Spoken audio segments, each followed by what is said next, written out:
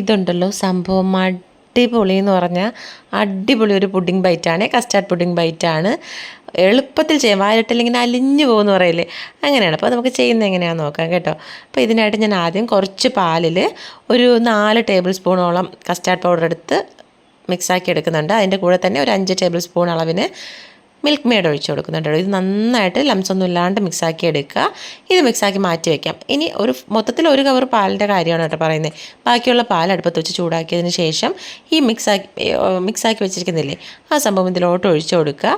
ഇനി ഇതേ കട്ടൊന്നും കെട്ടാണ്ട് ഈ ഒരു പരുവാവുന്നവരെ ജസ്റ്റ് ഒന്ന് കുറുക്കിയെടുക്കുക കേട്ടോ. ഇനി ഇത് നമ്മൾ നെയ്യോ ബട്ടറോ തടവി വെച്ചിരിക്കുന്ന ഏതെങ്കിലും ഒരു പുഡിംഗ് ട്രേയിലോട്ട് മാറ്റാം. എനിക്ക് പുഡിംഗ് ട്രേ ഇല്ലാത്ത കാരണം ഞാൻ കേക്ക് ടിന്നിലോട്ട് മാറ്റിയിട്ടുണ്ട്. അത് മാറ്റി ജസ്റ്റ് ഒന്ന് അത് ഫിനിഷ് ചെയ്ത് കൊടുത്തതിന് ശേഷം നമുക്ക് തണുക്കാൻ വെക്കാം. ആ ചൂടൊക്കെ ഒന്ന് പോയതിന് ശേഷം ഫ്രിഡ്ജിൽ വെച്ച് തണുപ്പിച്ചെടുക്കുക കേട്ടോ. ഞാൻ ഫ്രിഡ്ജിൽ അധികം നേരം വെക്കാത്ത കാരണം കുറച്ചൊന്ന് ലൂസായിപ്പോയി, ഷേപ്പ് കറക്റ്റായിട്ടില്ല. കുഴപ്പമില്ല. എന്നിരുന്നാലും നമുക്ക് ഇഷ്ടമുള്ള ഷേപ്പിന് കട്ട് ചെയ്തതിന് ശേഷം ലാസ്റ്റ് കുറച്ച് ഡെസിക്കേറ്റഡ് കോക്കനട്ടും കുറച്ച് മിൽക്ക് പൗഡറും കൂടെ മിക്സാക്കി അതിലിതൊന്ന് കോട്ട് ചെയ്തെടുത്താൽ സംഭവം അടിപൊളിയാണ്. എല്ലാവരും ട്രൈ ചെയ്ത് നോക്കണേ.